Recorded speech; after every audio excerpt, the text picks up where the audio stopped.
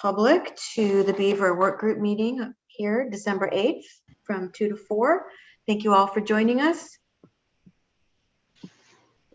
We've just confirmed that we are live on the YouTube channel. Terrific. Okay, so let's go ahead and I don't know if Mary Wall has joined us yet. I'm not sure if she will. Jill, do you know if Mary's going to join us today in a listening capacity? I don't know for sure. I thought she said yesterday she would, but she may just be watching on live stream. I don't know. All right, thank you for that. So let's go ahead and go to the next slide, walk through our usual meeting tips. Everybody's well versed. You know where your mute is, you know where your video is. Folks have our people are properly named. I think we can go to the next slide. And we ask that you raise your hand in the raise hand function. If you can't find it or don't have it, you can certainly just raise your hand and we'll watch for that. And again, keep yourself on mute if you're not speaking, so to cut down on background noise. Keep your video on as much as you can so it feels like we're all in the same room together. We understand if you need to step away, of course, no worries with that. The chat is available, and as I've mentioned in previous meetings, we really ask people to not use the chat, as you know, unless it's a question for Sam and I, for a couple of reasons. One is not everybody on the screen has the same abilities with chat. The other is that our viewing public cannot see what the chat is there, and then I have to read everything out. So do use the chat sparingly.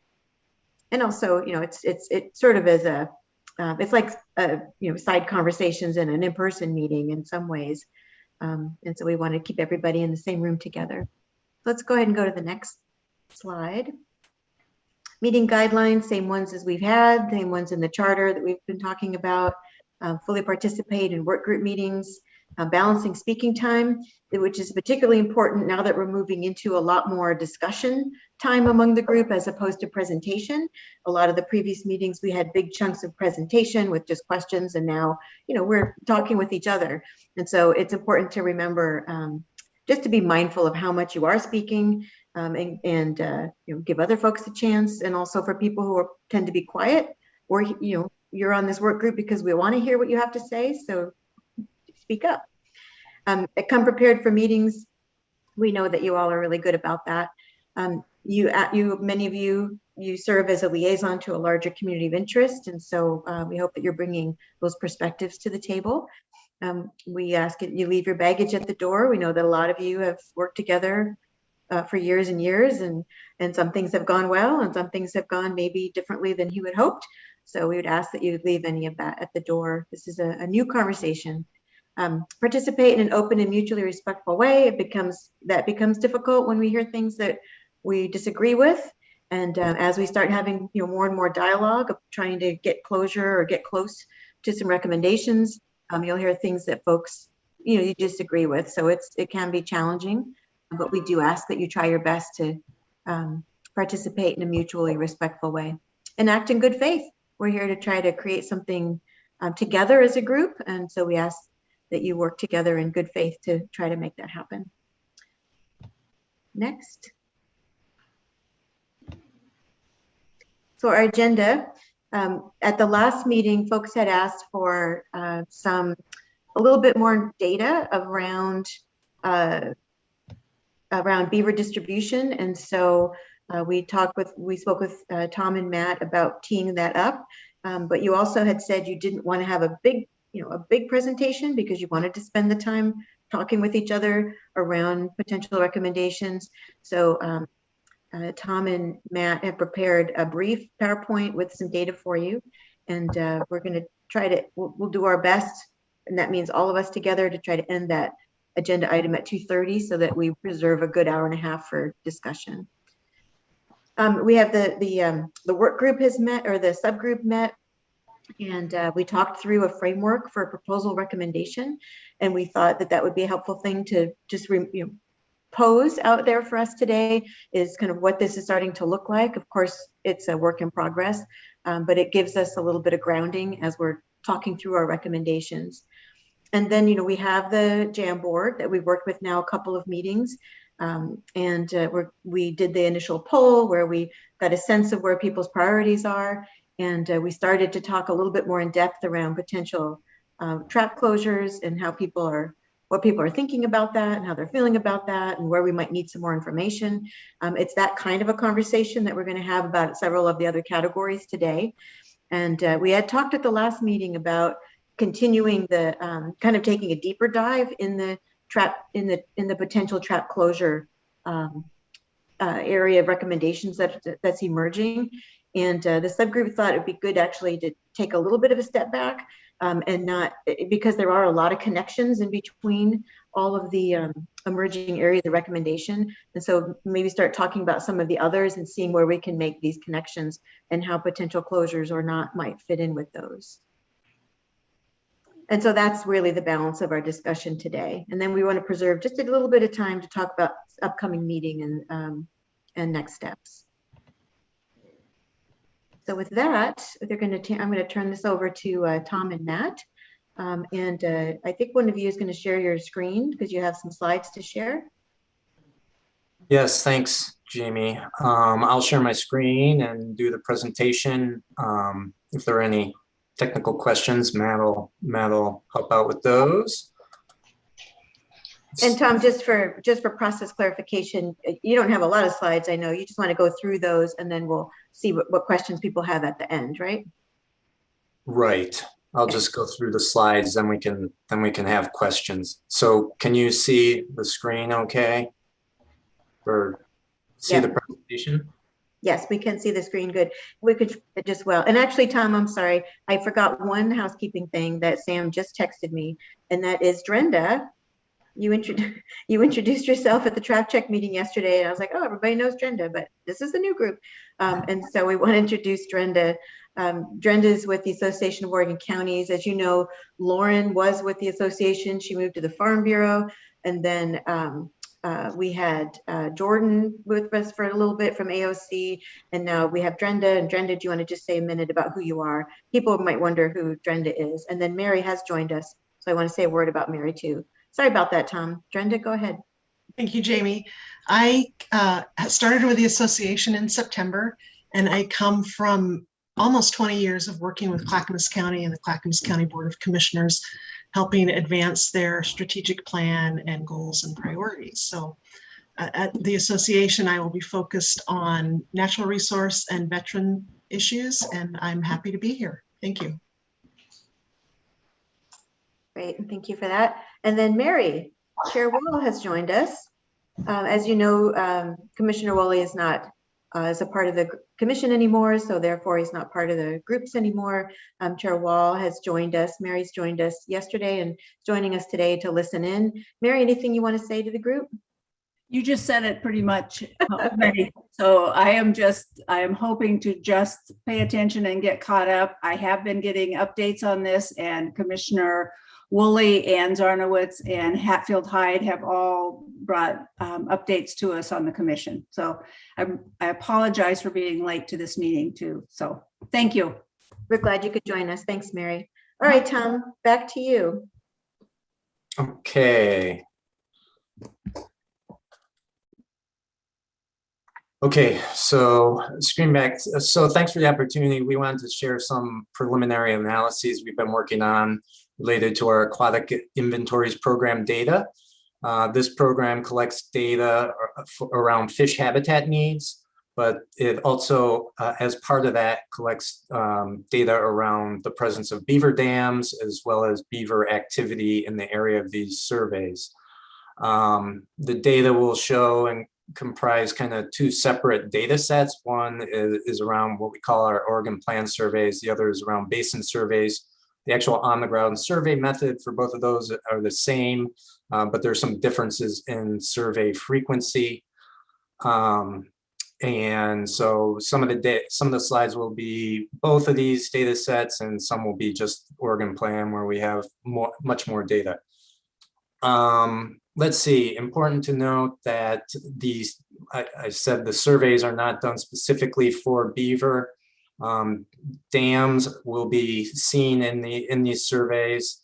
although these surveys may not catch the time when beaver are creating dams on the landscape, which is, I think the prime time for that is September and October. And we do these surveys from June through September.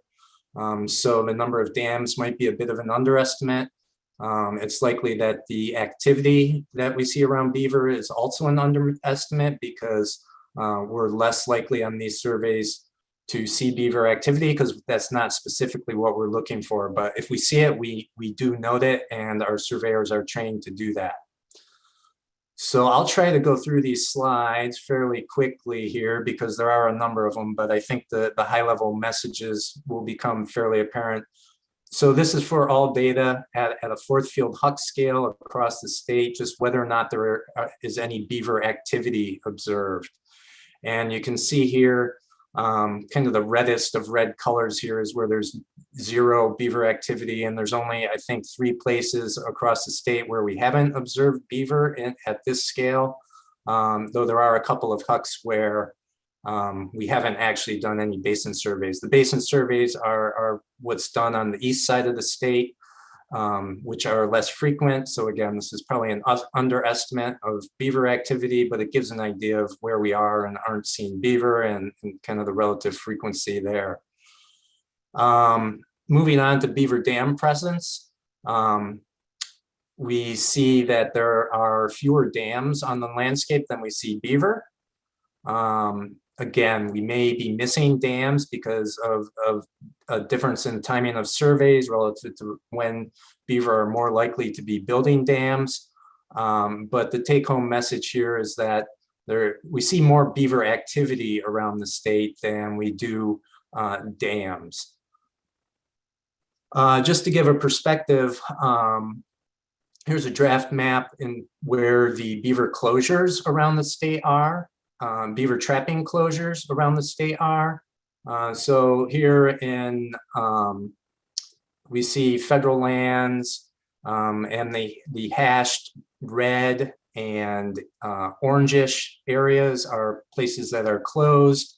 Many of these are in the central and eastern part of the state, though there are some rivers, like I believe that's the Rogue, that are also closed. Overall, about relative to federal lands, at least 8.4% of federal lands are under closures currently, and we don't necessarily see any at this real coarse scale overlap between what we see in terms of beaver activity and dams and where there are closures.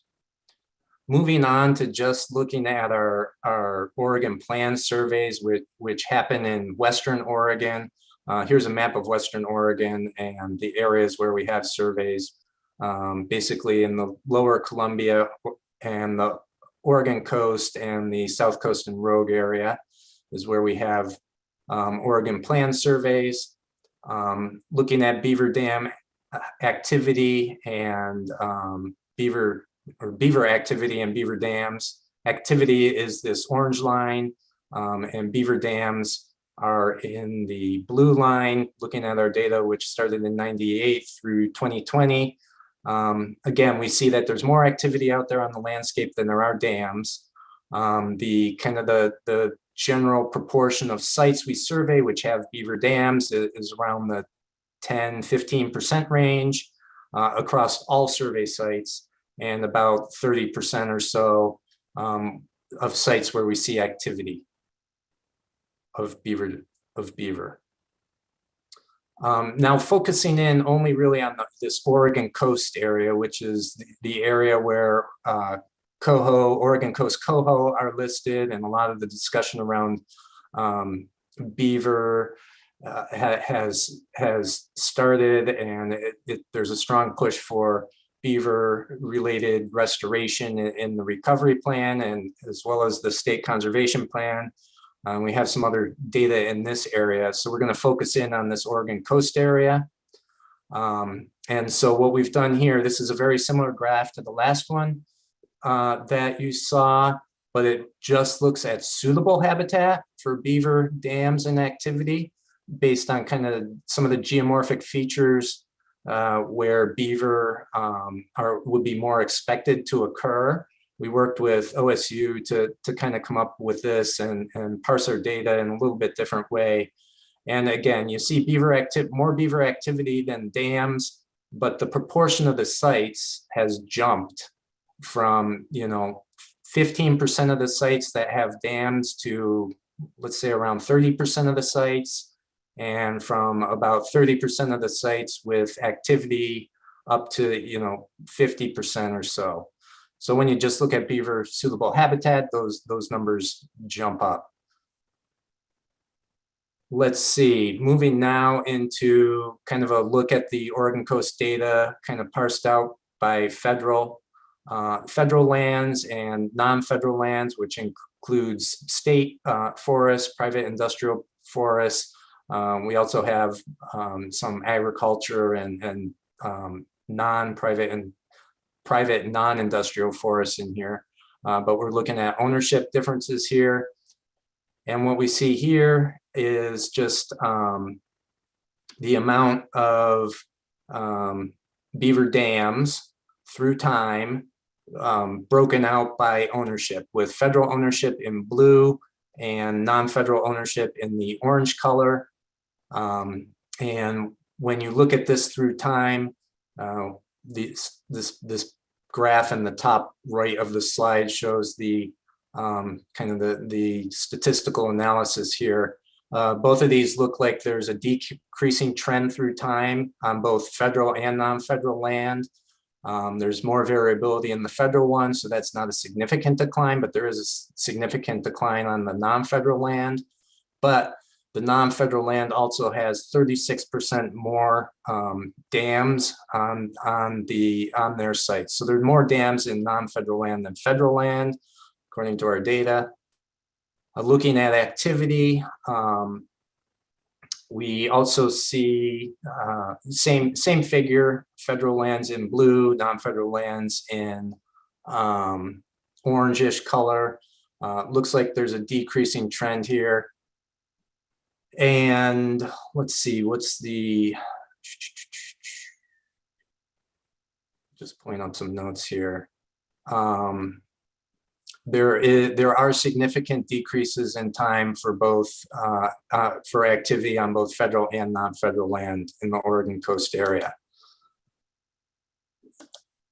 So thinking about what the possible, higher level factors that might be affecting these declines that we can look at this scale, which again is a very broad scale, not a real close site-specific scale. It's across the entire ESU here.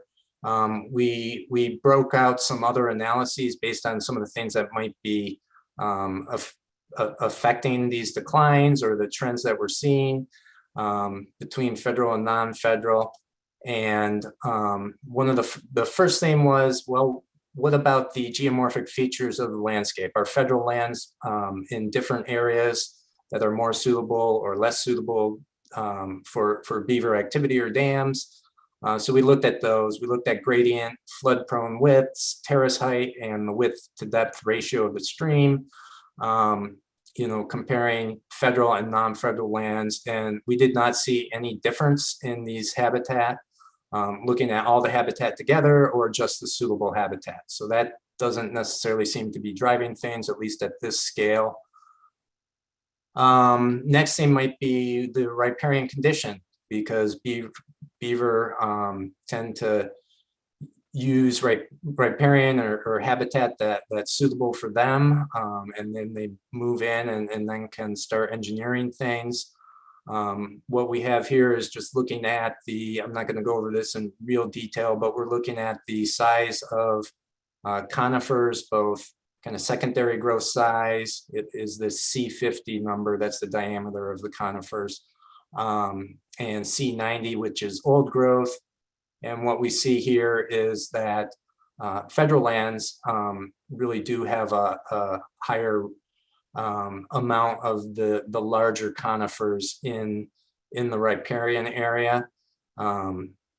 So it may be that the riparian areas here are less suitable for beaver presence, but we do need to remember that these large conifers are something that are also benefiting fish in terms of providing large wood into the stream, providing shade, reducing fine sediments, generally adding to stream complexity.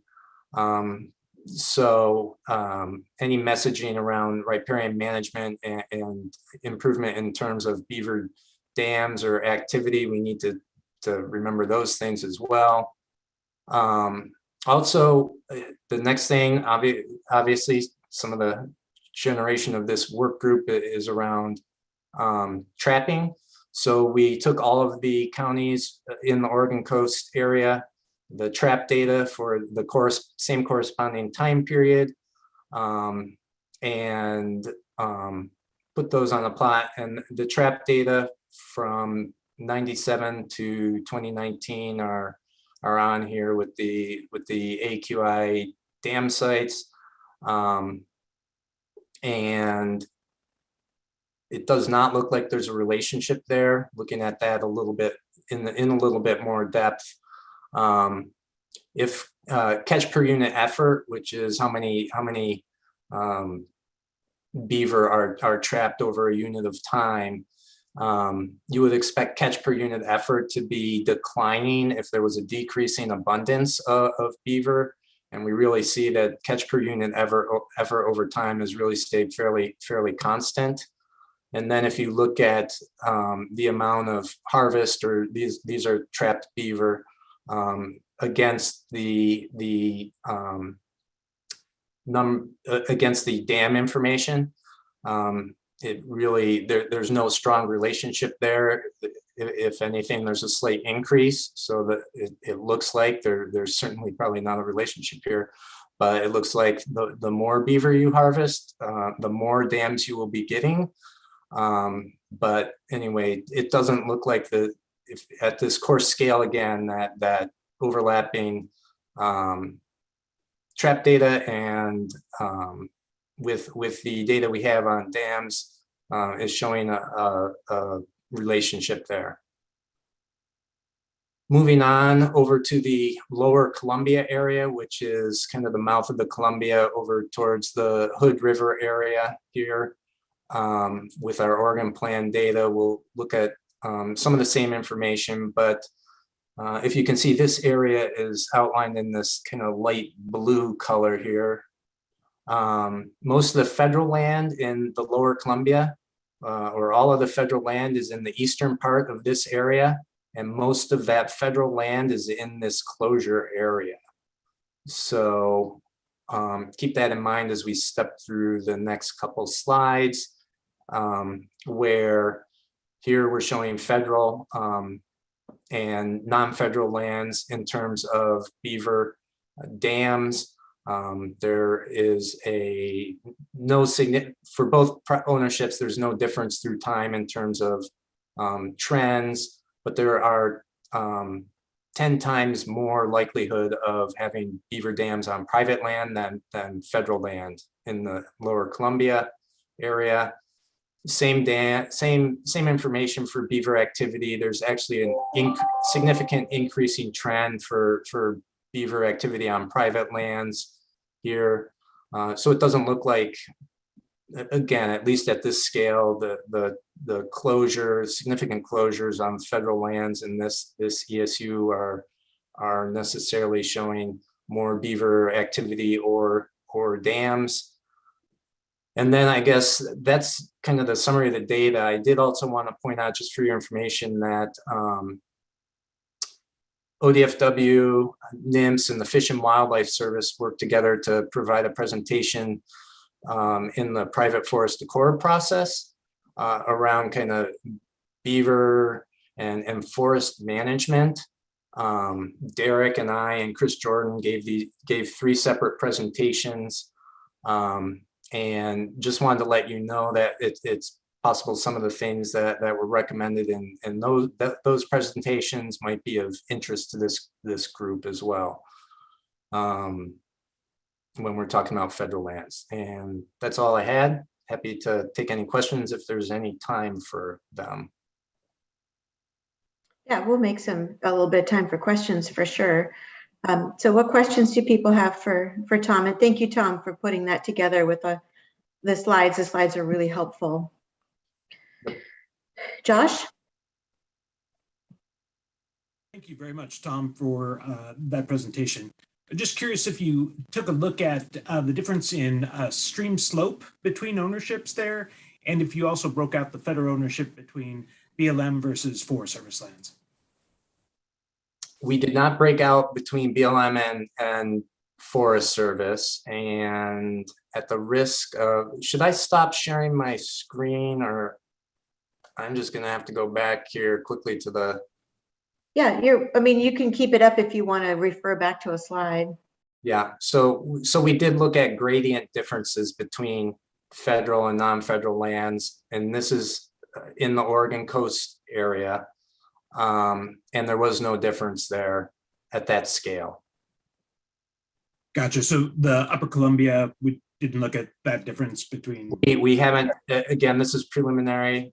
These are analyses that aren't normally part of the things we put together as we're reporting out on this. So we've kind of been doing these on the fly for more or less for this work group, and we haven't done that analysis yet, unless Matt has more information than I do. Oh, not really, Tom. The only thing we did do, a lot of that was looking at suitable beaver habitat. So we already took gradient into account with that by having an upper gradient threshold. Thanks. Good point. Thank you. Yep. Jefferson?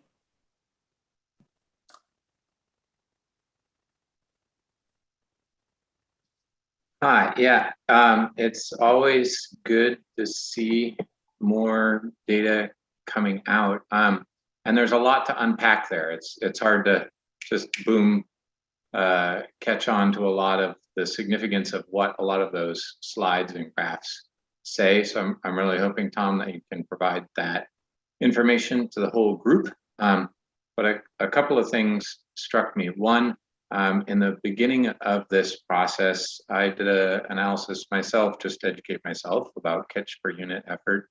And if you look statewide, people are trying harder to catch fewer beaver.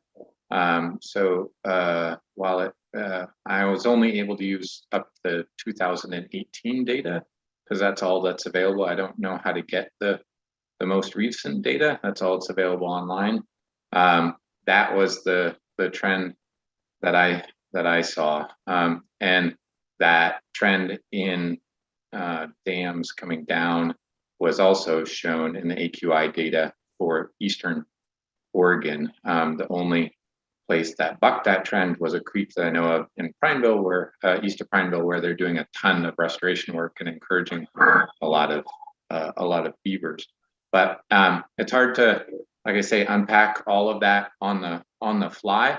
But one statement that you made, the more beavers you harvest, the more dams you get, is quite a statement. And I think that needs a lot of explanation and justification, because I haven't seen that be the case. Yeah, Jefferson, So, there was a lot of around that statement. That is certainly not what I was saying. If you look at the relationship there from the data, there's a positive trend, not necessarily significant, but there are more dams in the years there's more harvest. That doesn't make sense, but that's what the data show when you plot them that way, which to me is just indicating there, again, at that scale, there's not really a relationship there. yeah, or if it's the causality is reversed, that you are able to harvest more beavers where there are more dams, is an idea as well. So I think that's that. I'm really looking forward to unpacking that, but I also think that we need to think a lot about what that information shows. And it would be really neat to see also some the application of statewide stuff like the catch per unit effort or the AQI data and that sort of thing. But thanks for presenting the data and starting to look at it that way and bringing that additional information forward. Sure. Other questions for Tom or Matt?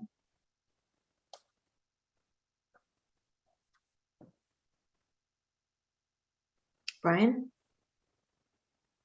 Yeah, this is going to be down the weeds a little bit. Sorry, but and yeah, that was a lot of information. It was sort of like drinking from a fire hose. So sorry if I misunderstood this or missed it. But I think one of the things you said is that when you looked at the riparian areas, there was a higher percentage of conifers on the federal lands in the riparian areas. And I'm wondering if you have a hypothesis as to why that is. My guess would be that federal lands have a little bit more riparian protections than other lands, and for a longer period of time.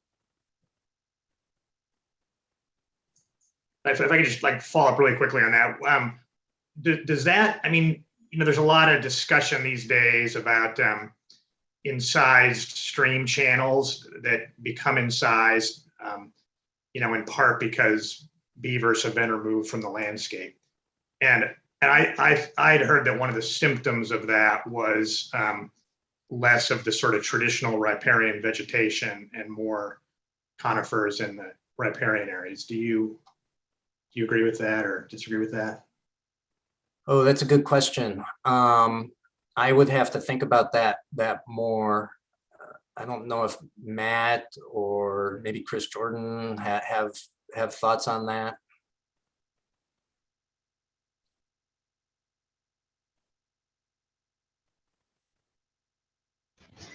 Yeah, Tom, I think this is Chris Jordan. Those associations have been made, and thinking about channel incision means lowering of the water table, which might be drying out the terrace, and you end up with conifer encroachment. And so that is a potential symptom, I think, that Brian was talking about, of somewhat impaired floodplains might have unnaturally higher conifer presence than riparian vegetation, because it tends to be slightly drier. But that really depends on the incision. I don't think that's a general symptom, especially in the Coast Range where things can be pretty wet everywhere.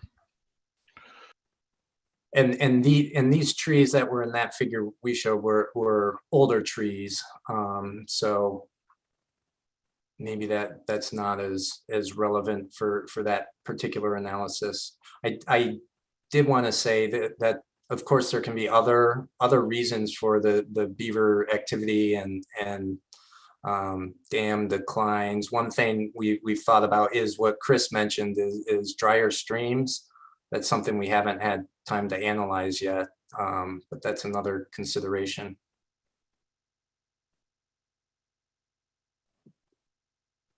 Jill? Yeah, thank you very much, Tom and Matt, for this. I think it was great to take what data the department does have and do an analysis on it. It's definitely, and as you said, limiting, given that you were looking for fish, not beaver, but you did note beaver where you could, but it wasn't a comprehensive look at beaver presence or activity. So I think everyone has to think of that as this is a good overview, as you mentioned, kind of big scale look at where beaver are and what information you could glean. And you certainly did look at a lot of different aspects of it, given the data. One thing to consider, where there are really large conifers of old growth, there's still understory that the beaver do use, such as willows and other woody plants like that. So just that the overstory is conifers doesn't mean that there isn't riparian habitat still along the stream that beavers may use as well. But I appreciate what you've put together here. Thank you. Thanks, Jill. Chris, I see your hand, and Stan, I see yours. So Stan, you can go after Chris, and Stan, I'm going to have you be the last question here so we can move on to talking about recommendations. So Chris and then Stan. Yeah, really quick. Thanks, Tom and Matt, for presenting those data. It'd be great, yes, if, as Jefferson said, if the output was shared with the group, but it'd also be nice to have some of the methods too that you didn't have a chance to go into. And you talked about limiting some of the sites to ask the question, the ratio of occupied versus unoccupied sites. And I know that the data have been presented in without that change, and you get a very different answer. So it'd be good to have all of the decisions that were made about how to best interpret your data. Thanks. Yeah, Chris, you're talking about kind of the suitable habitat, what the parameters were we used to limit that. Those kind of things. Yeah. Okay. Yep. Thank you, Chris. Stan, go ahead.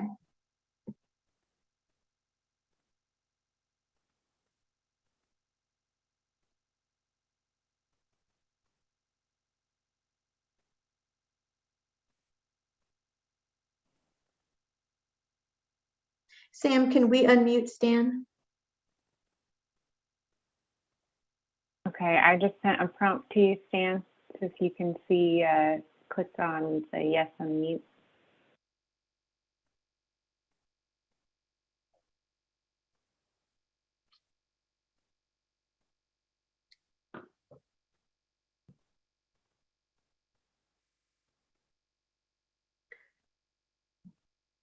So while Stan's working on that, one thing I just did want to say is, Tom, you had mentioned that you and Derek and Chris had given presentations to the Forest Accord about beaver. And from what I understand, there are some recommendations or that have come out of that work that relate to beaver. It seems like that would be a helpful thing for this group to be aware of as well as what those outcomes were. Okay, I can pass it. There were 3 different sections of that presentation. Chris really talked about the benefit of beaver and the habitat that they create. Derek kind of went into the beaver biology, and then I presented the recommendations that the agencies came up with. And a lot of those are really a work in progress. But we can provide one or all of those presentations, or Derek and I have our presentations. We could present those. I assume Chris wouldn't mind sharing his as well, but whatever people are interested in seeing, we can pass on. Yeah, I think it would be good for us to pass them on, in part because I think it gives the group a little bit of a foundation, or at least to not be redundant. If there are things that have come out of that now we know are in progress, it's good to know what those are. So it looks like Stan is working on it. So Stan, we'll just keep a placeholder for you for when you come back. Sam, you want to go ahead and share the screen, and we'll start moving into the next part of the agenda. And then we'll make sure to loop Stan back in when he gets unmuted. Great, thank you for that. So as I mentioned at the beginning of the meeting, your subcommittee met it was a week ago, and we talked about this meeting and upcoming meetings, and a framework for. Oh, there he is. Okay, I'm going to pause. All right, Stan, I see you're not muted. Okay, now you can talk. Yep, you're good. Okay, so this question is kind of follow up on what Commissioner Zarnowich said. So I guess it would go to the scientists that are on here. So does large understory provide the same quality or quantity or abundance of beaver preferred habitats or food sources? And is there a difference between an early cereal-based habitat mosaic of that in a beaver habitat situation, or is understory providing us the same nutritional benefits that we and population possibility numbers that we would have with a overstory, large story? In other words, there appears to be an early cereal dependent species. I'm gonna defer that question to the beaver biologists on the group. Is Dr. Taylor here today? Yeah, Jimmy is here. He's an alternate for Leland, and Leland is here as well. But I think this is a question specific to Jimmy's expertise. So I think that the group, I mean, I would definitely say let's hear from Jimmy. Yeah, it's true that we see beaver in the riparian areas with different levels of aged overstory trees, which include conifers and hardwoods. But they definitely are foraging more on the smaller stems and the aquatic vegetation. And they do have a wide suite of forage available to them. I wouldn't necessarily say that they're an early successional species or an early cereal species, but they do target those food choices, Stan. The more sunlight that hits that riparian area, the more of those that are available for them. And that's where the canopy type and age come in. So the more choked out that stream is by the overstory vegetation, the less sunlight that's hitting the floor, the less responsive you're going to get of those willows and aspens and alders and other things that we see them foraging on and constructing dams with. They will chew on larger trees, but sometimes it's just to trim their teeth because, as you know, if they don't do that, their teeth continue to grow and they can die from that. And they don't necessarily have to fell those large trees for forage, although when they do, it's not because they're using those large trees to build dams. They're actually walking along those trees and foraging on the small stems, which provide the nutrition. So it's often a misconception that large trees are important for the beaver. Really, the only benefit they get out of the large trees, again, is foraging on the small stems once they cut them down and maintaining their teeth. So did that answer the question, Stan? I thank you, sir. I think it did.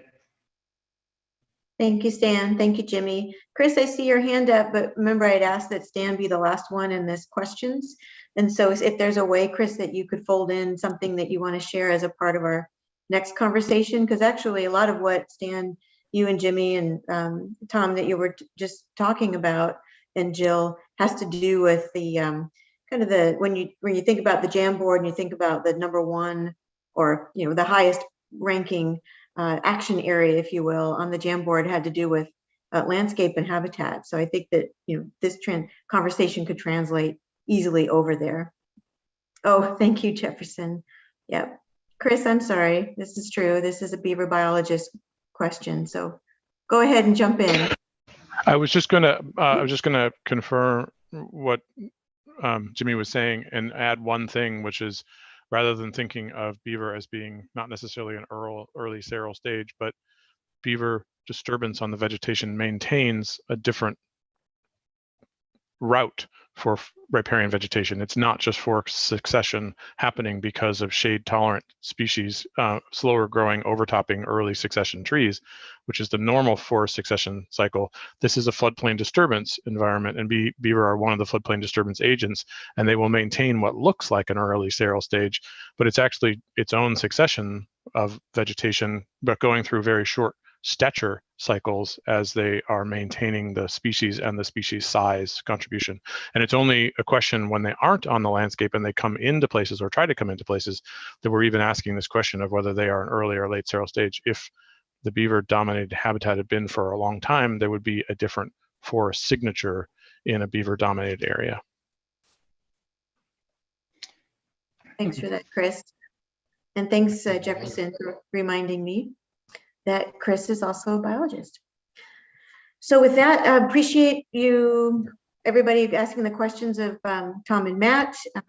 We'll go ahead and move on to the next part of the agenda. Thanks for that information, Tom and Matt, and Sam, if you can go ahead and share your screen. And Stan, you're unmuted still, and I recognize that you probably are reticent to mute yourself because it might mean No, that I'm actually trying, but we're having some problems here internet-wise, and well, go ahead and stay unmuted, but just just watch yourself because we can hear everything you say. I certainly will. Don't be thinking out loud. I'll try not to.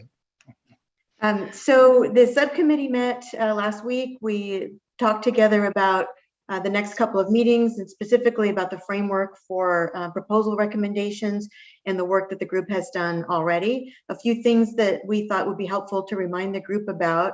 If you want to go to the next slide, Sam. And so, this is a very rough, just sort of outline of the progression of the conversation, which does lend itself to a beginnings of a framework for what your recommendations, what a paper, so to speak, could look like as a result of this group's work. And so, you talked about your mission and your scope. You've got a value statement. The group has identified some key questions. And then as a part of the Jamboard, you've started to identify some emerging, what we're calling action areas, and then considerations around those. So you're just starting to have that conversation around potential action areas and considerations, things that you should keep in mind, or as you're thinking about recommendations within those action areas. So again, I put this out here just as a reminder about kind of the flow of where we've been and where we're going. And it's just this loose outline of a framework for us to start to slot in the information that we're talking about as a group. And so Sam, if you can just click through the next few slides, because I want to get to the Jamboard. So just, we spent a lot of time as a group talking about the mission. Here it is again, straight from the charter, a scope of authority of the group. These elements would lend themselves to a preamble, as a part of a document, together with, we'll go ahead and go to the next one. Together with your value statement that you did spend a lot of time around. It's like, okay, this is what we recognize. And then go ahead and go to the next one. And then some key questions that you're trying to address. And so, if you think about it in some ways, this is like the problem statement. I mean, this is the issue that you're trying to resolve. And so, your document would include your mission, your scope, your value, the kind of the problem statement or the challenges, any trends and information that, we've got a lot of that from the presentations that you've had about, why this group is paying attention to this and what you're trying to do. Go ahead and go to the next slide. And so at the subcommittee, we started to talk about considerations, because we recognize that when you look at all of the different emerging ideas that are coming out from the Jamboard, they're at different scales, either in terms of level of effort or resources that might be required. They're at different scales in terms of time. Some things can happen soon. Some things might take a lot longer. They're at different levels in terms of, who's involved. Some things might involve ODFW doing on their own. Some they might need to do in partnership with others. I already mentioned about resources, that there are some, either constraints around resources and staffing and technical expertise, or an opportunity to identify that that's more of what we need. There's some other considerations are, we know that the Jamboard is really a raw template, or not even a template, it's a raw whiteboard of your ideas that you're starting to group together. And there's connectivity between and among the groups. And so that's a consideration. Thinking about comprehensive recommendations and how these groups start to fit together. And then, a couple of other considerations that the subcommittee talked about are there some things that we can do to strengthen or improve existing policy? Everything doesn't have to be new.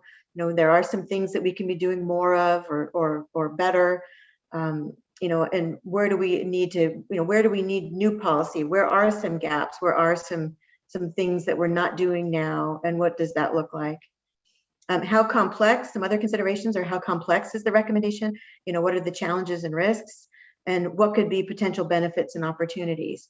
And so one thing that the subcommittee was thinking about, as we walk through the Jamboard and have a conversation like we did with the potential trap closure recommendation at the last meeting, as we walk through those, be thinking about these considerations and pulling out, identifying, this is something we can do right now, or this is something that's going to involve, a lot of people and a lot of money and a lot of time.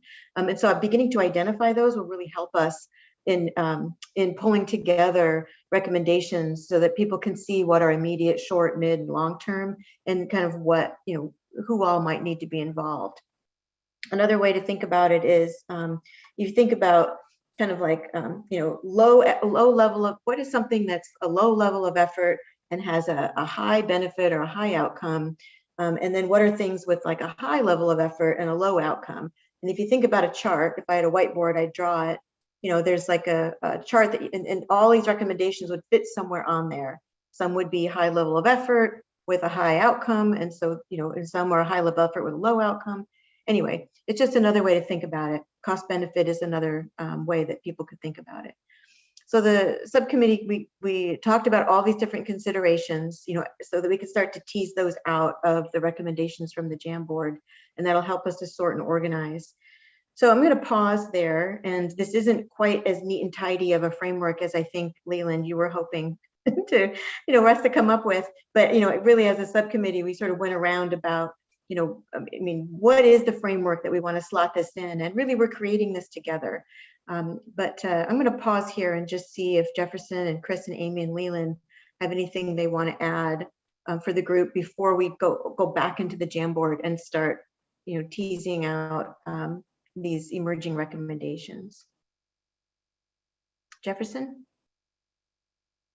Yeah, just again, a reminder, we had some really good discussions in the subcommittee about how really recognizing how everything is kind of tied together. And it's like trying to, somebody asks you what your favorite kid is, which one, maybe that's an easy question sometimes, but it's one of those things where you can't talk about a lot of these things separately, and that they're all related, and their significance and effectiveness is related.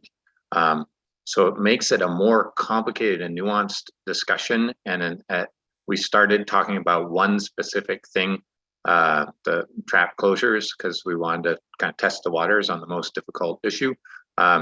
But that the context, we basically need to talk about everything together, and how one thing influences another. So that's just one thing I wanted to stress. Jefferson, go ahead, Amy.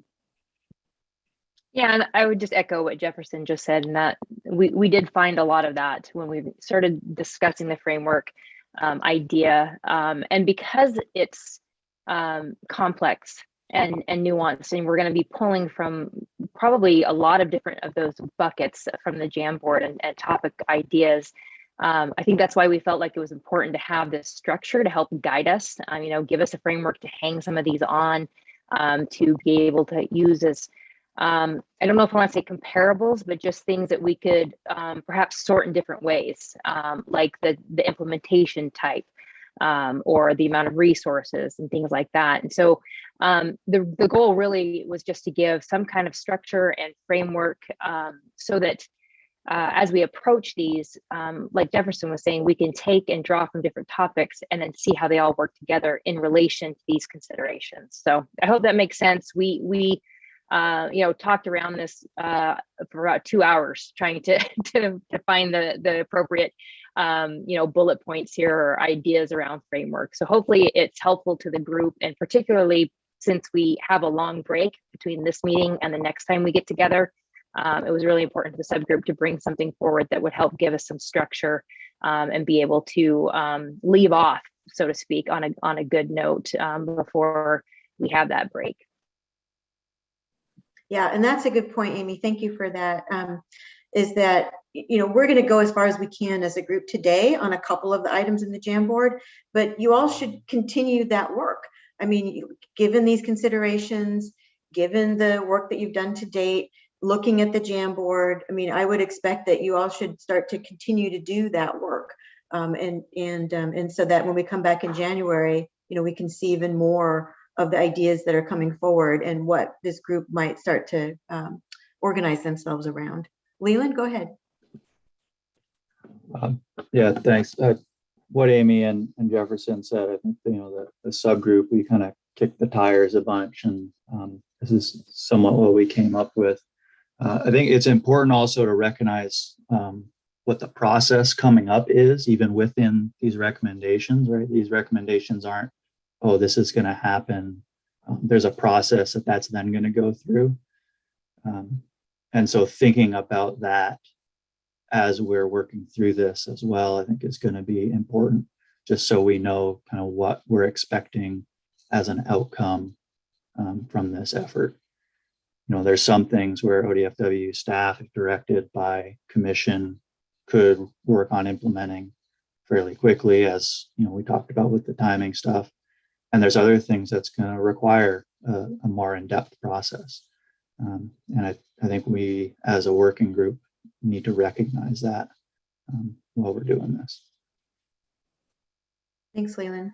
Chris, anything you want to add, since we heard from 3 of the 4 subcommittee members? No, I think that's great. The one thing that I would, maybe if you back up a slide to sort of our problem statement, that we found as helpful to think about, that's the problem we said we're going to try to solve. And the Jamboard is actions that need to be thought about in the context of this, of the problem statement.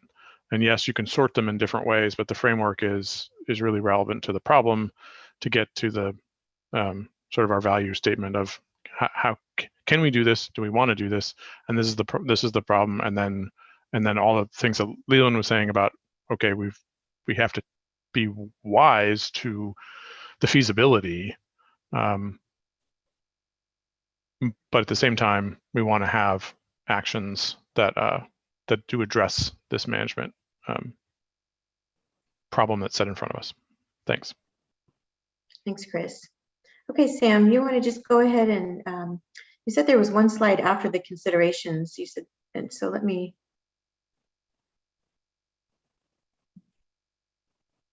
Yeah, so this is the other part that we talked about. So there's the considerations of time, scale, resources.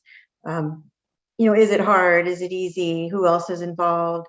And then, this is just another way to think about, these recommendations. What is current policy and practice? What should we be doing differently? What are some new ideas, new approaches? What information do we currently have? What do we need? So just be, again, it's a lot to think about all at once. And especially like Jefferson said, we're kind of talking about all the topics all at once. And what the group really was struck by, the subcommittee at the last, reflecting on the last meeting, was we had a great conversation, taking a little bit of a step into a controversial topic of the potential trap closure, but they recognized that, it was a bit of that doesn't work on its own. And I think through that conversation, we identified that there's information we don't have, that there's some things that we're not sure about. Some of what Tom and Matt presented today, is a little bit to help us understand, a little bit of the relationship. But, it's very connected to a lot of other topics. So I think that's all the kind of framing we wanted to do. But we just thought it was important so that we weren't just, sort of casting at sea, that people knew that there's this emerging framework for our recommendations that we're going to start slotting this into. And as we have our conversation, I'll be asking some of you some of these questions to help us try to get to specifics. So Sam, do you want to go ahead and go to the Jamboard? Amy, go ahead, ask while Sam is doing that. I was just curious, and maybe you said this and I didn't catch it earlier, but can we get these slides sent to the group afterwards? So as we are working on things in the interim, we have these, kind of in our possession to use as our yardstick. Yep, exactly. That's a great, Thank you. We'll send that out. We'll send it out we always do, Sam does a great job with the immediate action items right after the meeting. So we'll send that out tomorrow with the Jamboard, with all of these slides. And so you can do some work on your own or in your affinity groups and start to keep working this. So the other thing the subcommittee thought about was, we stepped into the limit closure trapping, and then we thought, let's have a similar conversation about a couple of the other topics today. So kind of, let's look at landscape analysis to prioritize areas, population data collection, some of like this top 3 or 4. What was the other, where's number? Oh, 3 is 4 is beaver classification. Yeah, so we just thought, well, let's talk some about landscape analysis to prioritize areas. What are recommendations that emerging ideas that are coming out, of that? What questions do you have for each other about that in terms of that testing the water? What if we did this? Who would object? What would people think about that? What would be the concerns? Do we have enough information about something? What do people think about this idea? That kind of a discussion. And Sam, you're ready to go. Well, it's my last meeting, so I have to be quick about it since I've got 45 minutes left. No, my concern is, that as we go into each other area that I'm wearing my Amy hat, so I'm going to pull in Amy, that we avoid the elephant in the room, which was the top priority, at least from my constituency, the limit and the closure of trapping. And I just don't want to dance around that for too long. I want to make sure that everyone has input on that. And I want to make sure that we have conversations around that, because that is at no cost to ODFW to make that recommendation. And it's something that we can do and then start doing research on closures and research and collect data and do all the other cool stuff and take the time to really dive into all of these other things. But I just want to make sure that, I agree that all these other priority areas are important, but I just don't want us to avoid the tough conversation. And that's my Amy hat. I'd love to have the tough conversation while I can, a little bit. And I know that the same is true, at least for a lot of us on this call. Yeah, and so I would say, Sam, to that, and I see Amy's got her hand up too, is what is the connection with limit closing trapping to landscape analysis and prioritizing areas? I mean, is there, because one of the things we talked about was how do we know what areas we want to potentially close and why? And so I think I would ask you to start connecting those up a little bit. Amy? Yeah, I'm just going to jump in and respond because Sam and I can have that conversation. Exactly. Got to channel the hats. And while I totally respect Sam and everybody on here, bringing forward what their groups, what they're representing for their groups, because that's what we're all doing, right? And that's kind of the space that we have to come forward in. And so I totally understand that and respect that. And I do think that we, did have almost the entire meeting to kind of, to delve into that. And I do think that it is something that has to be considered, as Jamie was saying, with the other pieces. I don't think it's a standalone piece. Frankly, I don't think we've had the science to back a standalone piece. And I go back to the fact that, the petition was brought and the petition was denied. And therefore, in my mind, the question coming back to the commissioners is not going to be to trap or not to trap. It's going to be what this group decided on at the beginning and what we just saw up there as our mission and scope, which is a more holistic look at beaver management. So I'm not saying take that off the table, but I am saying we need to put that in with every other piece that's been identified in here and how they interplay together, what we might be able to accomplish, utilizing perhaps some limited closures with some data tracking, with a sunset, with some factors like that. I do think it's got to be a very comprehensive look. And so that's just, me representing my folks, just like everybody else on the table here. So Stan, I did see that you put your hand up. Sam, I'm going to go ahead and let you respond to Amy, and then Stan, I'm going to insert you in the conversation. Go ahead, Sam. No, I actually was going to say, Amy and I agree. We might not be on the same page as far as execution of how, the order in which we proceed, but I think that these methods should be applied together in different ways. So I think that holistically they would work best together. So I think we can agree on that. Okay, thank you for that, Stan. So, I take a real exception to a comment that banning trapping would be at absolutely no cost, or excuse me, absolute wasn't in there, at no cost to ODFW to select that option. Can we have a little dive into that from ODFW? And I would ask the ODFW representatives here if a ban on trapping would be at no cost to their agency. So Shannon or Kevin, who is best to answer that question? This is Shannon. I'll kick it off and then I'll look to Brian and Kevin. I think what Dan is alluding to is that when you look at the makeup of ODFW's budget, 50% of it comes from licensing, and whether that's hunting, angling, or trapping. And so there is going to be a cost when you have less trappers out in the field actively participating. And the other part of this question that's been raised around the economics is we have a position that's funded by, that's the fur bearer conifer positions that's funded through regulating these efforts, and also the funds that are brought in by people who are participating. So there is a cost there for sure. And Brian and Kevin, if you want to add to that, go ahead. I can't say it would be, we'd go from 250,000 to zero. I don't have those economics in front of me, and I doubt Brian or Kevin will either, but there's definitely an impact.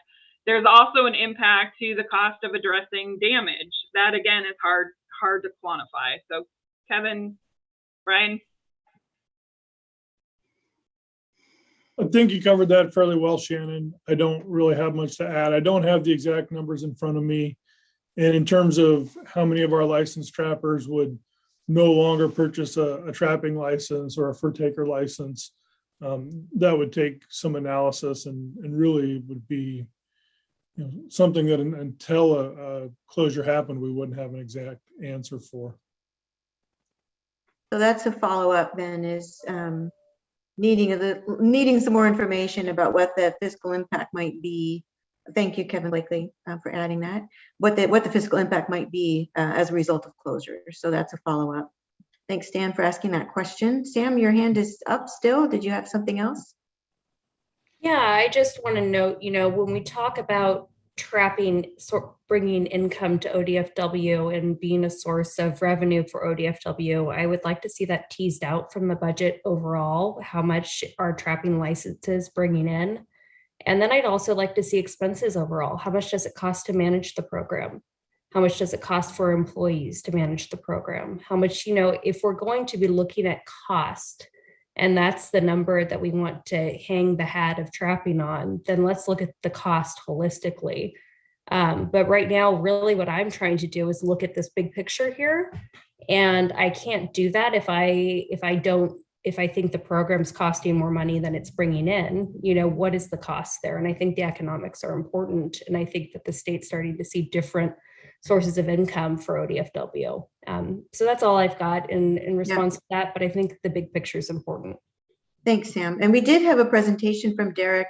He shared with us that he had made this presentation at the ODFW Commission about, I believe it was exactly your question, Sam, which is the cost of the program to administer, as well as the cost, the revenue that it generates. Oh, that was Trap Check. Thank you, Sam. I'm always getting them.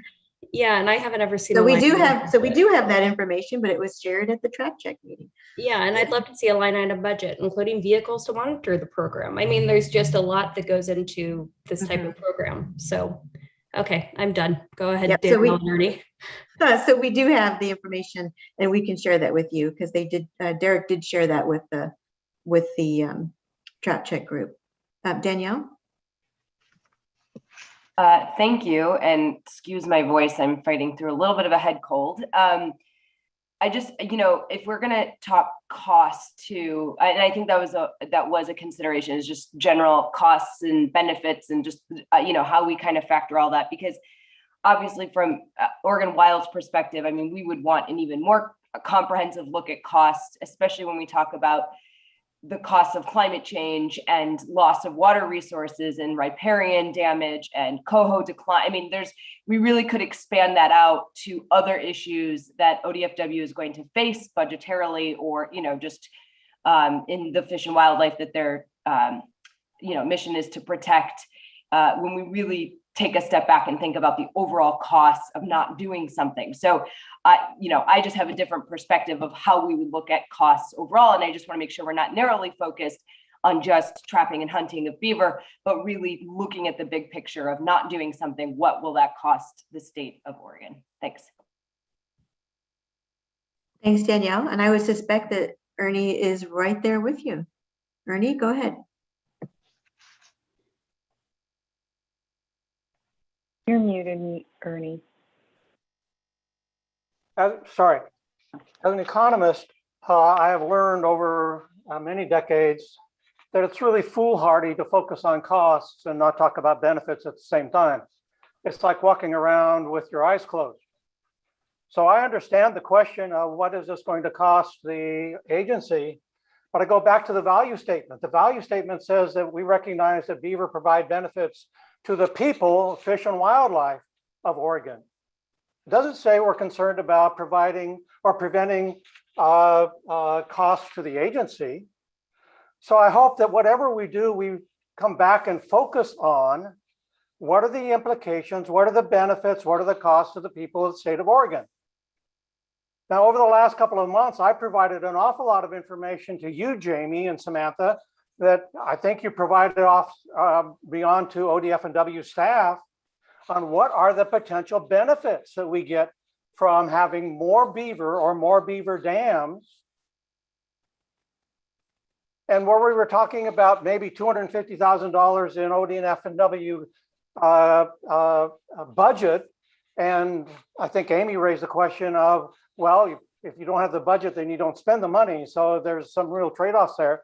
But set that aside, the information that I provided on the carbon benefits from having a new beaver dam, the benefits to salmon from having new beaver dams, the benefits to water quantity and water quality, the benefits to outdoor recreation. In every one of those dimensions, the numbers were orders of magnitude, multiple orders of magnitude larger than the benefits that we currently recognize or the losses that we would lose, the costs that we would lose, that the people of Oregon would lose if we restricted trapping. I also understand, at least I received it, maybe other people received it as well, the science statement that came from Boone and Bob Beshta and Suzanne Foudy, which shows that there is information. We don't have to go out and get more information.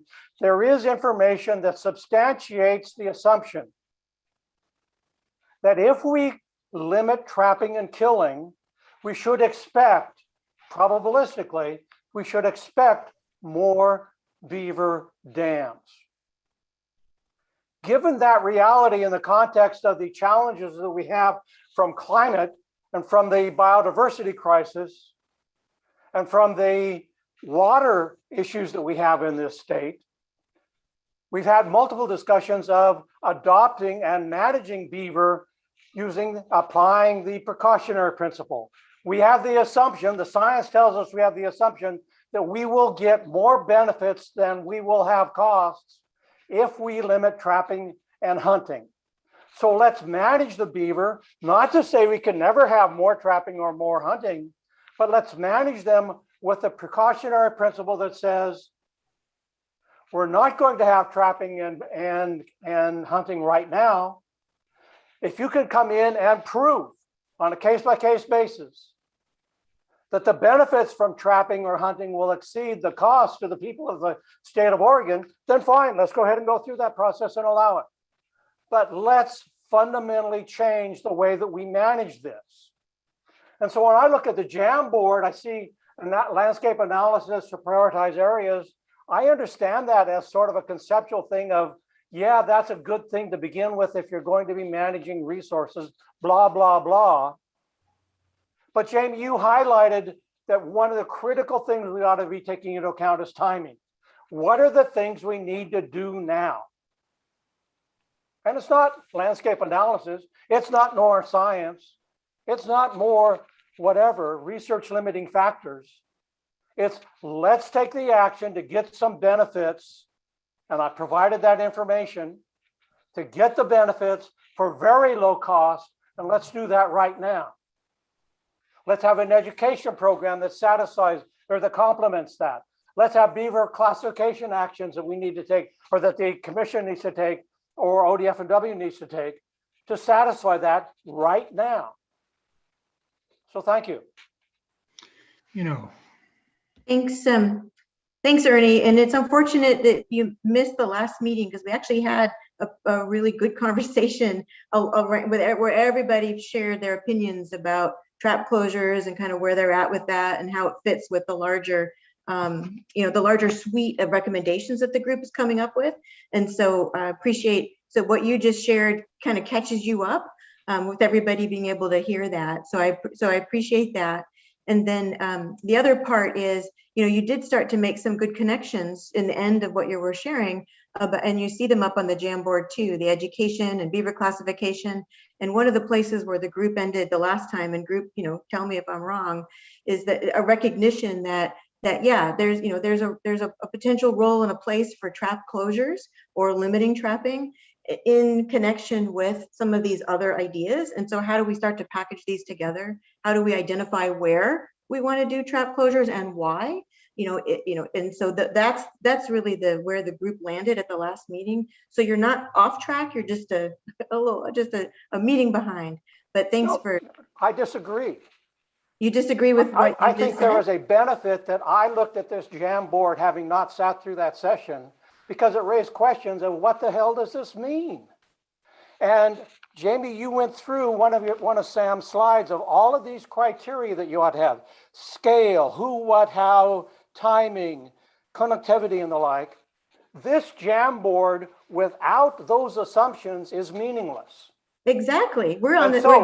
So what I tried to say right now is, let's have a Jamboard that has timing, immediate steps. And if you have a Jamboard that has immediate steps, then an awful lot of this Jamboard that Sam has on the screen right now disappears, because it's not going to show up in the immediate steps. So let's try to put those assumptions explicitly on the Jamboard, and you get multiple Jamboards then. Yep. And actually, Ernie, if you could see what Sam has, she has multiple Jamboards behind this, and that's exactly what we're trying to get everybody to do. So we're on the same page here. I think you might be just a few steps ahead. So hold that thought, Amy, and then Leland. Yeah, there's a lot to unpack with that. First of all, the paper that was sent around after the last meeting, and I'm going to use the air quotes here with recommendations from Boone et al. That is a retread of the petition. That is simply what that is, and that is not a productive way to try to find recommendations within the process this group has agreed upon to act in good faith within the work group session here. So with that out of the way, I honestly don't believe that landscape analysis to prioritize areas is a blah, blah, blah session or section of this Jamboard. That was identified by the majority of people as the biggest consideration. I think it has the broadest amount of scope, can pull from the majority of the topics that we see on the Jamboard right now to create areas where we're prioritizing beaver habitat, identifying and prioritizing the habitat, the funding for that habitat, and actually affecting substantial gains toward beaver management.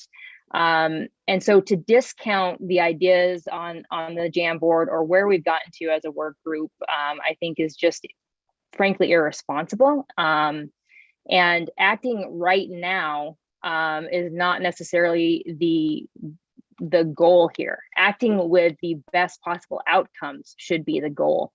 And we just listened to a presentation that discussed the fact that it would appear that there is no correlation between trapping and the number of dams on the landscape. And while that can be something that we discuss, that in itself should be enough to to set back this idea of just a broad scale, wide trapping closure without the science to back it up. So if we're going to be serious about recommendations, finding recommendations that this group can come to consensus on or near consensus that we can take to the commission in good faith, that we can say these are the things we would like to see go forward, because we all want to see better habitat, better management for the beaver species.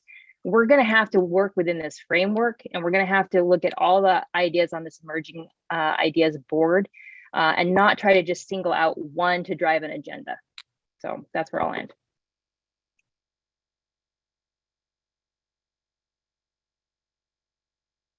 Go ahead, Leland. Yeah, thank you. You know, I'm a little concerned of where this conversation about wildlife management is going, because it tends to run down the road that, you know, managing wildlife is only worthwhile if it pays for itself. And as a representative of the kind of wildlife society, I strongly disagree with that. And maybe I'm misinterpreting where people are coming from, but that's how it's coming off. And we've got to be aware of the fact that, you know, wildlife should be managed in a way that preserves kind of the ecosystem as a whole. That being said, you know, the Wildlife Society and all the scientists associated have identified trapping as a sustainable management tool. That means that it does have a place in the management toolbox. And if we're going to be going through this process, any decisions that are made should be ones that we can measure the results of. And that means that nothing on this board necessarily goes away if we choose one thing or the other. Because as members of the public and kind of people interested in wildlife, what we're looking for is better information to improve what we're doing, so that we can maximize the benefit of our input from our public agencies.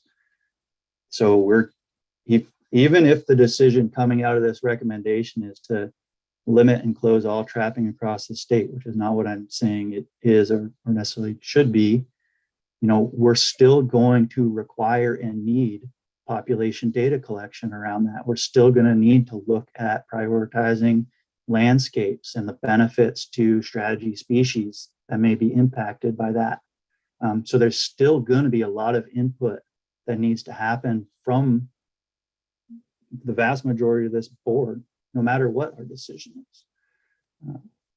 And I just want to make sure that we're considering that through this process.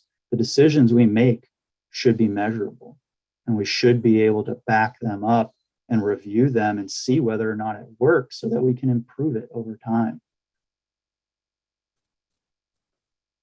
I'll leave it at that. Thank you.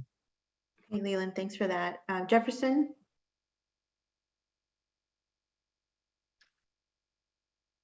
Yeah, I'll be brief. I lost my train of thought there. I really appreciate that, Leland, of the Wildlife Society's standpoint of the ecology and the science should drive things, and the economics should be driving our recommendation. I think it's helpful as a special sauce to make the kid eat the vegetables a little bit better, though, that if it makes economic sense and it is good for the ecology, it helps out a lot. So when I was talking about the presentation earlier and saying that there was a lot to unpack there, and there was that graph that said, well, relationship between trapping and dams, we're already referring to that. And I was worried about that because the causality is not clear there, and such. So again, I worry about using some of those statements already without all of us really understanding what they mean and where they came from and what the full implication is. And in terms of acting now, I can really understand Ernie's kind of sense of urgency, because not only is there a cost just generally ecologically, not just money-wise, of acting or not acting, there are different costs as to how soon one acts and what one does. So there are all sorts of different ways to adjust the dials on these decisions. So it's not just one or the other. Yeah, and it seems like everyone's on page with everything is important and informs the rest things. So I'm just reaffirming that. Okay, thanks, Jefferson. Sam and Brian, and then let me just do a check-in about where we are, because it's 3:30 already, folks. Sam? Yeah, I wanted to respond to a couple things with Leland's comment about wildlife management and managing as economically self-sustaining. I don't think that was the direction I was heading at all. I just was looking for information regarding Stan's point. And I think that a lot of hunting groups, the Wildlife Society itself has pointed to hunting being conservationists that pay for the majority of conservation in different states, maybe not in Oregon, but I've heard it come out of the mouths of the Wildlife Society in other states. So I think that it's just good to have the numbers. And that's not to say that I want wildlife management to be self-sustaining. I want it to be based on science. And then the other thing I wanted to flag was kind of a perceived bias that I see happening right now, where scientists that belong to nonprofits or scientists that are part of nonprofits are being named advocate scientists or activist scientists. And then scientists that are with the Wildlife Society or scientists that are with wildlife services, those are experts. And I just want to name that the scientists have all had the same kind of schooling. There are experts across the board. So we all come to the table with education and just different experiences. So I just want to make sure that we look at that through the same lens and not with the bias of this is an expert and this is an activist. I think that we all have a different background, and that's why we came together to discuss this. And I want to make sure that we keep that in mind in these discussions too. Okay, Sam. Brian, go ahead.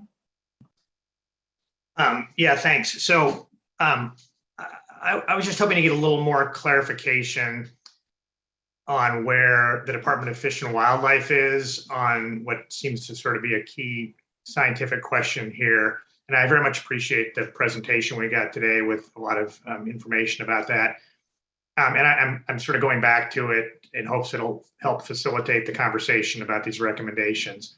But I guess, it seems fairly intuitive to me that killing beavers with hunting and trapping will reduce the number of beavers and will therefore reduce the number of beaver dams. And what I'm wondering is whether I sort of hear some things the Department of Fish and Wildlife is saying, and I get that wildlife management isn't always intuitive. But I hear them saying some things to suggest that that's not true, that killing fewer beavers won't produce more beavers and more beaver dams. And so I guess my question is the department saying that they know that for a fact, that limiting killing won't produce more beavers and more beaver dams, or just that they don't think the opposite has been adequately established? If that question makes sense. Yeah, sounds like a question for Tom.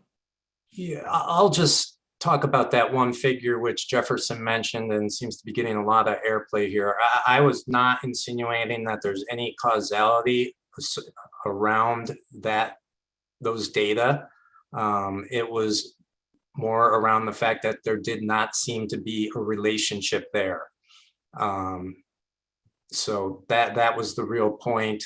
And I do think that, getting back to what Brian was just saying, in situations where populations are density dependent and limited, there you can have sustainable harvest without impacting populations. We do that throughout all of our management, try to maintain sustainable harvest opportunities. So when things are density dependent, you may be able to harvest and not show an impact on populations. Can I just ask a real quick follow-up? So I guess just to sort of get to the point of it, is it possible in your mind that closure on federally managed public land will result in more beavers and therefore more beaver dams? I think it's an open question, personally. I think it's possible that it may not result in more. I don't think we have the population information for beavers per se to really have that. I don't think that there's strong evidence that trapping is having an impact, though.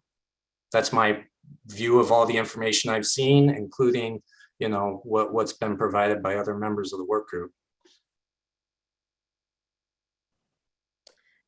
And Chris has hand up, and I was just going to say, I think that that's actually a good example, what you just, this back and forth about the connectivity with these other areas. And so, you know, I mean, if you were to entertain a closure or a limitation for a period of time or forever, you know, why in a particular area? And, you know, is it based on the habitat suitability in that area? Is it based on the quality that the dynamics that the beaver bring to the landscape that's helpful for, you know, fish and for water and for wildlife? You know, just sort of what are those parameters and why? I think that's the connection between these categories that we're getting stuck around, you know, just talking around, you know, trapping and the economics of trapping. But I think it's important to start to make those connections with these other, you know, the other areas that you've identified. Chris, go ahead. Yeah, thanks. I just wanted to try to bring us back to the framework that we wanted to try to use to advance recommended actions. And we're sort of at, I think we're at a task to recommended actions to do something. And we had said the problem that we were trying to solve is to maximize beaver modified floodplains on federally managed lands. So that in that case, the actions should be increasing, maximizing, making more of that habitat feature. And if we don't think that's necessary, then we don't have to talk about actions. We just have to say no actions. That is, this isn't an issue, so no actions are necessary. Or we're going to make recommendations for actions that are going to try to address our management problem. And so, yeah, I think we spent a lot of time talking about sort of the plus and minus directions of actions, and really we're only interested, this is sort of a one-sided question, really only interested in actions that are heading us in, or the environment of the state in one direction. And otherwise we say everything is fine and we don't do anything. Thanks. Leland? I don't disagree with Chris that, you know, focusing on that problem statement is key. I think the question is, if, you know, beaver inhabited floodplains are limited on public lands, what can we do to improve them? So that is in part the question. That first part of that is, are they limited to where they should be? I think maybe there's general consensus in this group, and after reviewing Tom's presentation, that there are some limitations maybe on federal lands. Then the question from there is kind of, what are those limitations? And for me, this gets into a stepwise process, right? I mean, you know, we're trying to analyze the landscape to see where beaver could be if they're not occurring, and making those changes on the landscape where we expect, with care to recognize that they won't inhabit all those available habitats, whether we want them to or not. They're only going to inhabit a portion. And then from there, looking at, all right, well, what's happening in those priority areas for those species?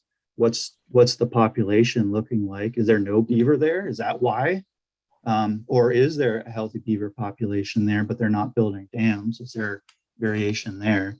And then it goes into questions around, how do we actually manipulate and manage that landscape, whether that's you know, habitat work, restoration efforts, BDAs, limits or closure on trappings. You know, my impression, having talked with folks on both sides of this, is, you know, if everyone here wants more beaver on the landscape, that's not the argument, right? I mean, the argument is whether or not, or how to accomplish that in the most effective way. So that, I mean, looking at kind of what we prioritized as a group already, that already gets us through some of these steps of where we can go and things that we could be looking at, and a process to accomplish that. Leland, or not Leland, Stan, you've got your hand up. Thanks, Leland. Go ahead, Stan. Am I unmuted? Yes? Yep. Okay, there's several questions that, you know, and I agree with what everybody's saying. I mean, everybody has some grain of truth or a nugget here, but there does another, I think that, you know, we talk about elephants in the room. There's no question in my mind that there's numerous people on this work group that feel that banning trapping is a silver bullet to beaver expansion. And there's also no doubt that many of these organizations here want trapping, not just beaver trapping banned, but all trapping banned. Let's be honest with one another. But I think what Leland just said is exactly where OTA really wants us all to go. Identify the limitations, and then the most responsible causations. And if we don't do that, then we are just focusing on trappers and trapping. And I would think this would be a very, it's just not a good process to pick on one subset. And I do think that we have to worry about climate change. I do think we have to worry about all of that. But we also have to worry about Oregon's wildlife management policy. So trapping's not going to be the silver bullet. I just ground proofed the Upper Lobster Creek and the Five Rivers Basin within the last month. The amount of beaver sign I'm seeing in this coho habitat and the decaying coho carcasses, they're really both quite abundant. And I know what beaver are, where they are. I'm pretty much a beaver expert when it comes to hands-on. So I'll just leave it at that. Banning trapping is not your silver bullet. Thanks, Dan. Go ahead, Jefferson.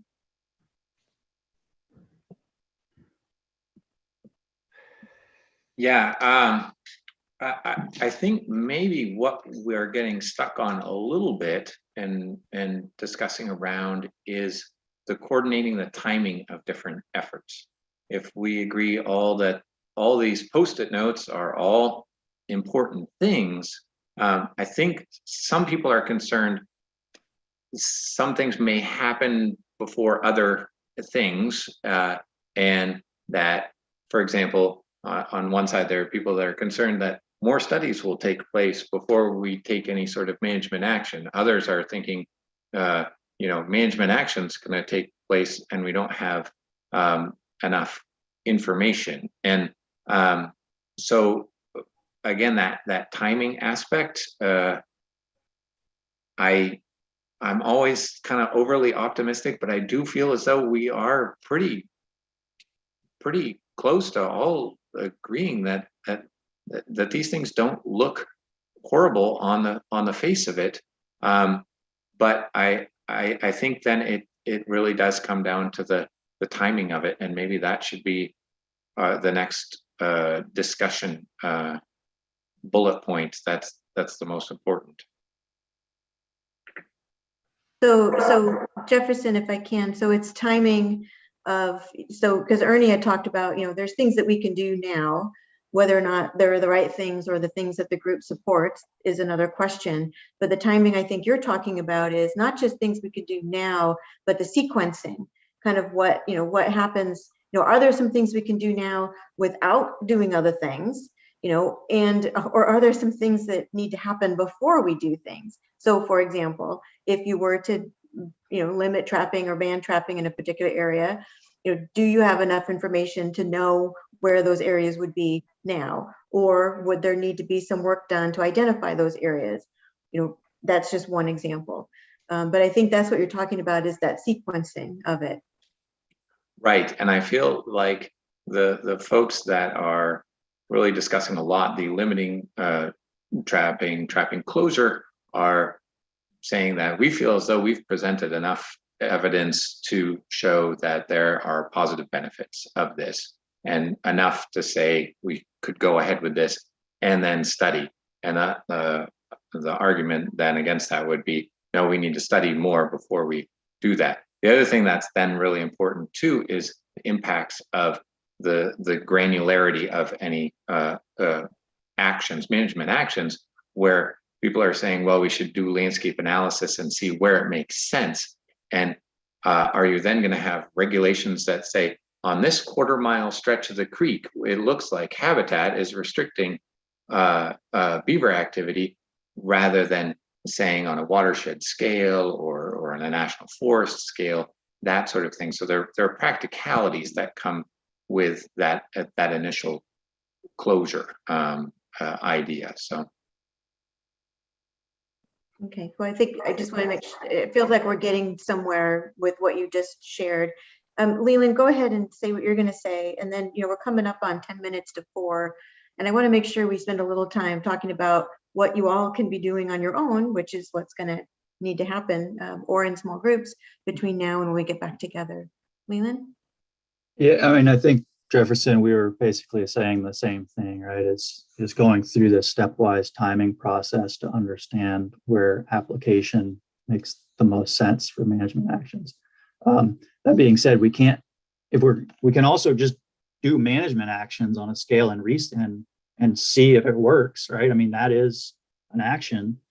The challenge is we have to do it in a place that would actually create the benefits that we're looking for. It makes absolutely no sense to do that up somewhere with really high stream flows and steep gradients, right? So we've got to go through some of this process first to figure out where to actually do some of that. So that, you know, again, comes back to timing of like, where do we actually need to focus our efforts, so we can make sure we're getting benefit from our application. And the other piece of this is, I mean, we're talking a little bit about really fine detail, but in part, you know, that's why folks at ODFW have a job, is to figure that stuff out. We don't necessarily need to get into this incredibly fine level of detail. We don't need to identify what quarter mile of stream needs to be shut down. Our recommendation is to ODFW to go through this process and to figure out how to apply this in the appropriate way. Thank you.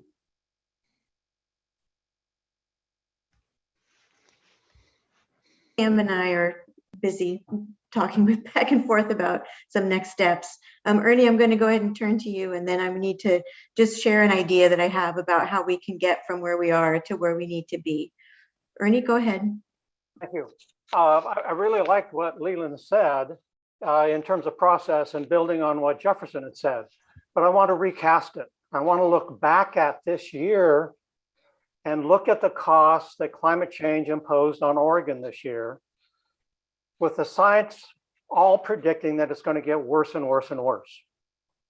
And so where Leland characterized this as, let's freeze things right now and then do the research to figure out where we might want to limit trapping, I would turn that upside down, given the severity of the problems that we face in the state of Oregon. Let's impose the ban right now and then do the research to find out where we might want to lift that. So I want to make it really clear. I never said let's permanently ban trapping and killing beaver. I said, let's take some actions now that probabilistically will generate large benefits for the people of the state of Oregon. And then if we want to relax those, I'll have a process that allows people to do that. Absolutely. Thank you. Thanks, Ernie.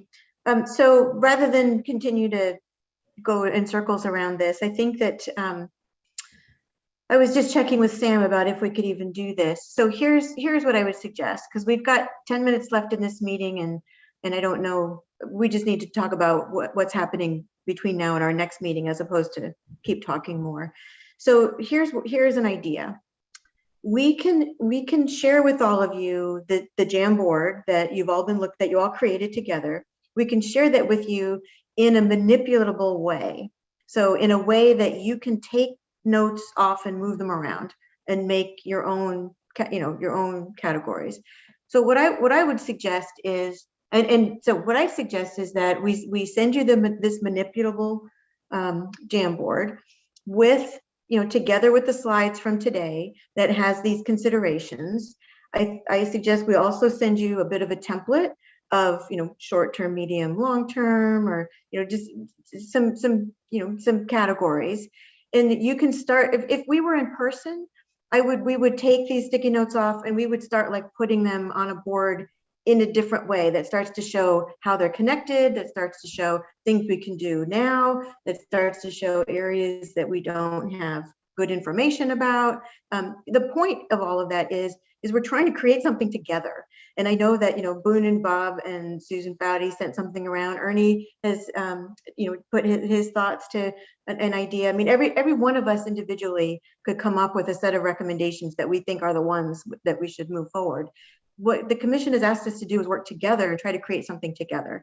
And so that Jamboard is the closest thing we have right now of sort of where the group is at, what the priorities are that are emerging, and what we think are some things that we should be doing moving forward. And so the task now is to start to turn those into, statements or recommendations or things that we need more information about in the time frame and who might be involved. And so that's where we need to start moving. And so what do people think about if we had that be a task between now and the next meeting?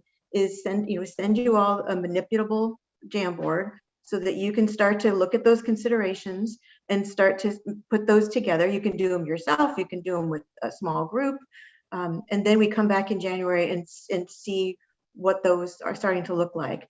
The alternative is that the subgroup working together with us could do that same task and put something out for people to consider and continue to work with. So those are two options about how we move forward from where we are right now. Jill? First, if you have a Jamboard, I'd like it on more pages than one, because I have to use like double glasses to read that, and that's not much fun. So if you could, stretch it over so that the writing is larger, I find that a whole lot more to relate to. I not sure about the other question you had of us doing it separately or the small group getting together. It could be both, although that might cause confusion once we get back together again.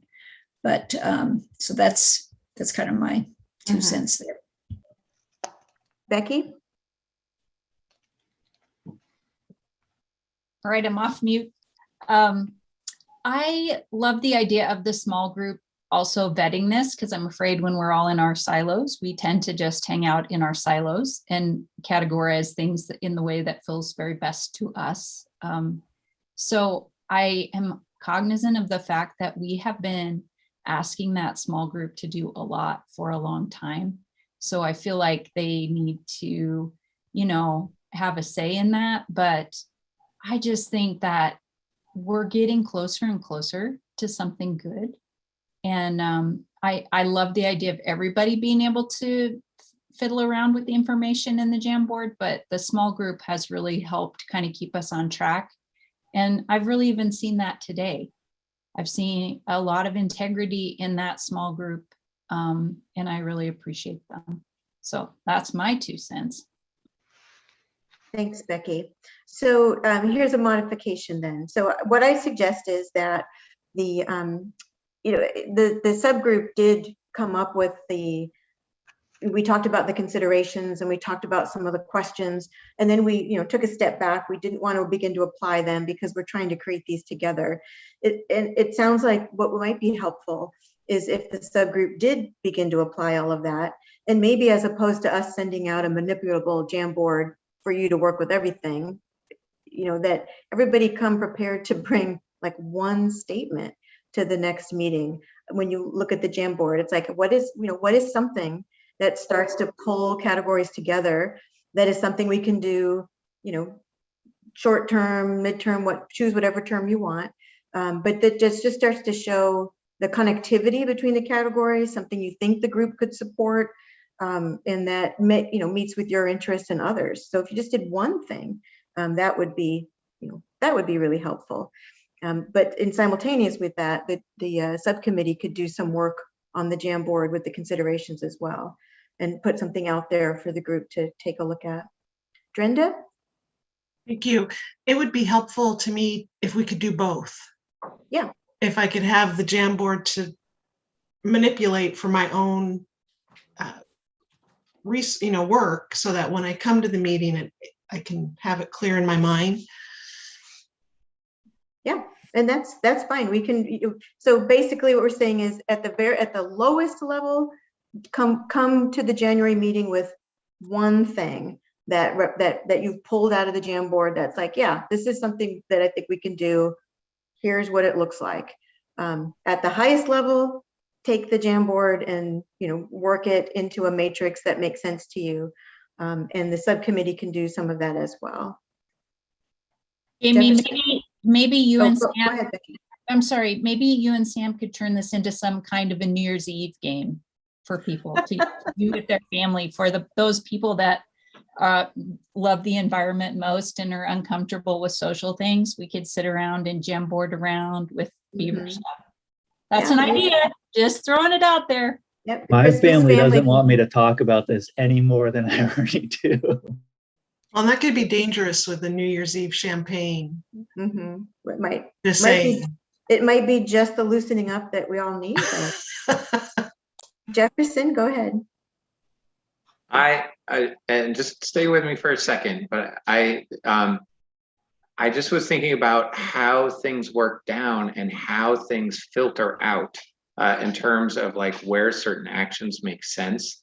And I feel as though we might be overthinking of it. Like we might need to be telling people where they work, but to do solutions, the correct solution in the place. So just a second, is that if we're making a recommendation for trapping closures, and at the same time, we are making a recommendation that ODFW maximizes its support of habitat restoration work and management, on the ground management, isn't that on the ground management and habitat restoration and funding of that's going to happen in those places where it's limiting. Now, if you are banning or closing trapping, then of course you want to have closures of trapping where you're doing restoration work, but then the leftover places are going to be then where maybe the beaver presence or lack of presence is the problem. So doesn't it kind of sort itself out? I just thinking out loud there. Stan? So I just have a question of process. Okay. When are we going to start meeting in person? What's the capabilities of that? And I'd like to put that problem to Shannon. When can we actually start holding these meetings in person?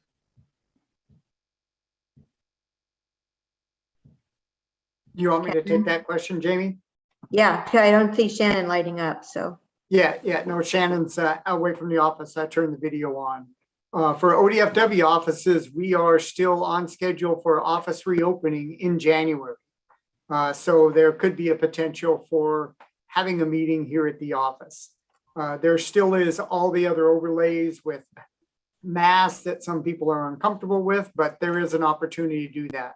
What becomes difficult though, and really is us working with the facilitators and with our commissioners to make sure we have a functional meeting if we're going to meet in person, meaning that it is difficult to have a hybrid meeting. And so we just need to consider that, and we can discuss that with Jamie and Samantha. We would really, Kevin, we'd really appreciate that, Samantha and Jamie. We we'd really appreciate that. It's just, I think, something that's extremely important to process. Yeah, thanks for that, Stan. And we did, when we polled everybody for the dates in January, we do have a date that is a little bit longer because we thought that there was a chance if we were going to meet in person, we wanted to maximize, people's travel and have it be worth people's while. And so we have that information, and we're just kind of holding on to it to see what happens, in terms of direction, if we actually can really meet in January. Jefferson? Just a reminder that not everyone lives near Salem, and that meeting in person is an entirely different logistical situation and then requires an entirely different scheduling situation. And perhaps scheduling meetings in January where you have to drive over the Cascades is problematic in and of itself. So while I'm committed to this, and I will get to whatever meeting there is, it's a different request than it has been since the beginning. And while I appreciate the opportunity to meet in person, that in my mind is an entirely different discussion. Jefferson, I appreciate that, but historically, matters of this scope and magnitude historically are actually done where people can be sitting across the table. And I think it's best for us to get that as soon as we can. So we've got our next meeting, we've got held for January 5th from 2 to 4. And I think at this point, we're planning on that one being in virtual, a virtual meeting. And then the next one we have held is, Sam, help me with this next date. Yeah, so we held a few dates. And so it looks like the best potential one for a couple weeks after the 5th is Friday the 21st from 10 a.m. to 12 p.m. Yeah, and that could be a potential in-person meeting, and we could make it long, it could be a little bit longer. So we just have to see what happens with direction. So thank you, Stan, for reminding us of that. So it's 4:03. So here's what you can expect. There'll be an action item email that Sam's going to send out tomorrow. It will include the slides from today. It will include the Jamboard, as well as a link to one that you can move things around yourself. We'll save the one the group did, so we don't lose it. The subcommittee has a meeting scheduled for the 16th of December, and we'll do our best to make sense of this conversation and start to see what we can do to map out, some recommendations based on the considerations in the Jamboard as well. And then we'll come back together in January virtually, and we'll start to look and see where, what we're creating together, where we are. And that's the best I've got about what's going to happen next.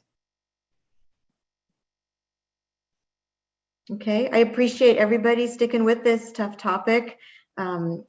People that have weighed in. I think we had really good participation from everyone today. Thank you for folks who've tuned in to watch this. These are difficult and challenging topics, and it's hard to do in a large group setting. And I think that, you folks are doing the best they can. So I really appreciate that. Anything else for the good of the order? Merry Christmas.